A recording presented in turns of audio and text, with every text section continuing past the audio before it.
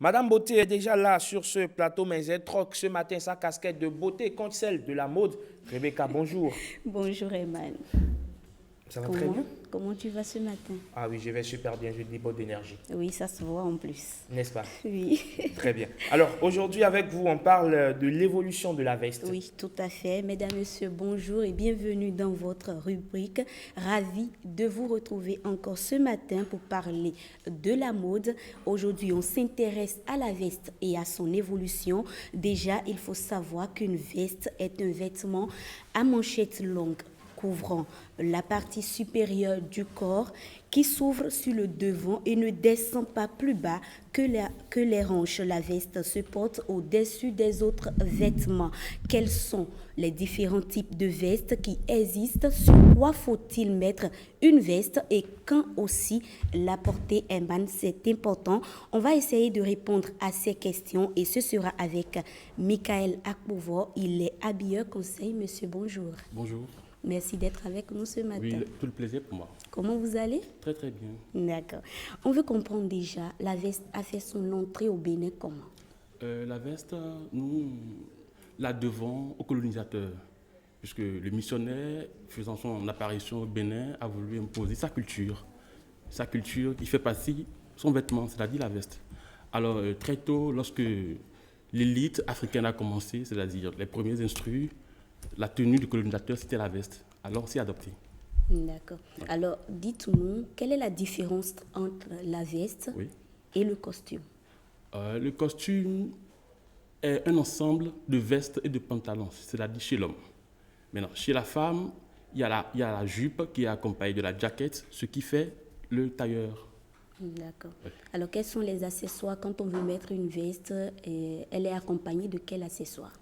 Lorsqu'on doit mettre une veste, c'est-à-dire chez l'homme, nous avons la chemise tout naturellement.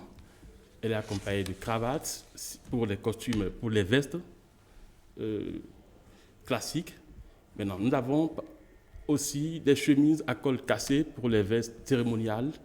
On a les nœuds papillons, on a les broches, on a les pochettes, on a les chaînettes parfois, on a les bretelles qui vont avec les chemises avant la veste. D'accord. Alors, dites-nous, quels sont les différents types de vestes qui existent aujourd'hui?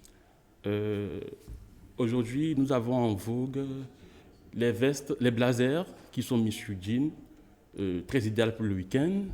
Nous avons les cérémoniales qui sont pour les mariages, les anniversaires, les dîners de gala, qui sont souvent accompagnés de chemises à col cassé, de nœuds, de chaînettes, de pochettes et de broches. Maintenant, nous avons les vestes classiques, qui sont pour bureaux, pour conférences et pour événements officiels. Ce que vous avez mis là, c'est quel genre de veste? Oui, c'est une veste à modèle croisé, en demi-saison bien sûr, puisque je voulais être relax, décontracté, tel mon ami d'en face. D'accord. Justement. Il paraît, on l'appelle veste au fouet, c'est ça? Enfin, bon, au fait, le président Houphouët-Boigny l'a adopté à un moment donné et le nom s'y est collé. Le nom s'y est collé. Ouais. Alors, comment on va parler un peu de l'évolution de la veste? Est-ce que c'est la manière dont c'était conçu depuis sa création que c'est encore actuellement? Ah non.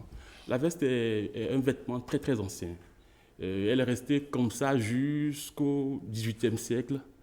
C'était un vêtement qui a gardé tout son statut d'apparat. Maintenant, après le XVIIIe siècle, c'est-à-dire au début du 19e siècle, elle s'est revue, notamment par certains couturiers. Nous avons Coco Chanel, nous avons Yves Saint Laurent, qui ont revu la veste de manière de couture réduite. C'était plus large, c'est devenu plus confortable. Maintenant, au milieu du 19e siècle, elle est patronnée, c'est-à-dire elle est réservée à une classe de bourgeoisie, c'est-à-dire les patrons d'alors de l'époque. Ainsi, la veste a connu une première modification, c'est-à-dire la première fente. Mais à un moment donné, à l'évolution du temps, on a compris qu'à une fente, on n'était pas très confortable de mettre la main à la poche. Alors, vers les années 1940, les Anglais ont pensé à une deuxième fente, c'est-à-dire il y a une fente de chaque côté de chaque veste. Maintenant, de nos jours, nous avons les vestes telles que nous les voyons à deux fentes. Mais il y a les smokings qui font la différence, qui sont à une fente. Les croisés. Non, non, non, les smoking. Non, on a aussi connu les croisés. Oui, on a les croisés, mais je parle des fentes derrière. Absolument. Vous voyez, tout ça participe à l'évolution de la veste jusqu'à nos jours. Sinon, on a connu les vestes normalement, plus larges, après plus rétrécies et plus normales. Après, on a connu les premières fentes, les deuxièmes fentes et d'autres modèles en plus. Alors, en clair, c'est la coupe qui a changé. Oui, c'est la coupe au fait qui fait la différence. C'est-à-dire de la genèse à nos jours. C'était plus large, maintenant c'est sur mesure, comme on l'aime bien. Justement, qu'est-ce qui a changé pour qu'avant, lorsque vous voyez quelqu'un porter une veste, 2, 3 personnes peuvent rentrer là-dedans, il va encore rester de l'espace pour qu'une quatrième personne vienne s'y ajouter. C'est juste une affaire de tendance. Aujourd'hui, on a des vestes qui sont, comme vous l'avez mis là, sur mesure. On a parfois même du mal à respirer. Non, non, non. C'est une affaire de tendance. Au fait, on ne va pas quand même rester à un même niveau. Le monde évolue, les vêtements aussi évoluent. Alors les couturiers sont toujours dans une réflexion perpétuelle de porter un certain confort à leur clientèle. D'accord. Alors, avec quel tissu on peut confectionner une veste? Le tissu qui peut servir à confectionner une veste dépend du contexte ou de l'événement pour lequel on confectionne la veste. En Europe, la veste est confectionnée selon le tissu par rapport à la période. C'est-à-dire, en hiver, il y a plus de soie, plus de nylon ou de la polyester, je vais dire. Maintenant, dans d'autres périodes de l'année, le coton serait idéal. Maintenant, entre autres tissus, nous avons les princes de Galles, nous avons d'autres tissus purement français, comme les poules de pied. Il y a d'autres tissus, plein de tissus, on ne pourra pas quand même citer. Ce que vous tout avez ce mis qu'il y a. là, c'est quel tissu? Non, je suis carrément en soie du mélangé à du coton. D'accord. Il y a aussi les tenues d'été. Est-ce que c'est la même chose? Bon, Les tenues qu'ils appellent... les tenues d'été n'ont pas le même confort que les vestes, puisque la veste est réputée survestement. C'est-à-dire la veste se met avant tout et après tout sur une autre tenue, c'est-à-dire un autre vêtement. Même si parfois on la met sous le manteau en hiver. Sinon, elle est réputée survêtement. Bon, la tenue d'été, elle est plutôt relaxe, adaptée à notre climat purement tropical. Alors, à quel moment il faut mettre une veste, surtout dans notre contexte où nous sommes au Bénin Oui. avec le climat, Caniculaire. voilà, quand est-ce Je qu'il vois. faut mettre une veste? Bon, il faut mettre une veste surtout lorsque nous sommes dans un cadre purement professionnel. On a connu la veste comme vêtement de service. Alors, à n'importe quel moment de l'année, nous sommes contraints de mettre une veste, en tout cas pour se présenter plus classe. Maintenant, on met encore les vestes en week-end, lorsqu'on a envie d'être relax, on met les blazers sur jeans, sur haut pantalon. Maintenant, on met les vestes aussi pour les événements très précieux, par exemple les mariages, les anniversaires et autres événements plus. Les dîners de gala. Exactement, exactement. Et là, on parle des vestes, des vestes cérémoniales, qui vont souvent avec des chemises à col cassé.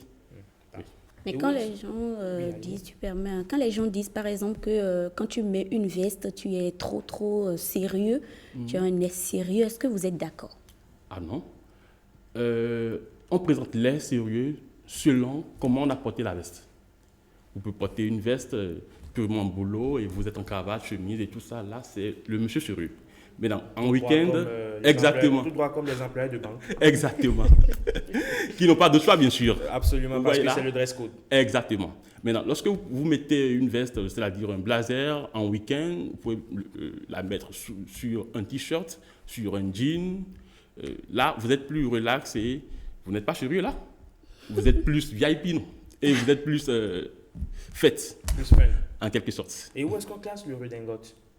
Bon, le renegade, on va le classer dans l'évolution de la veste.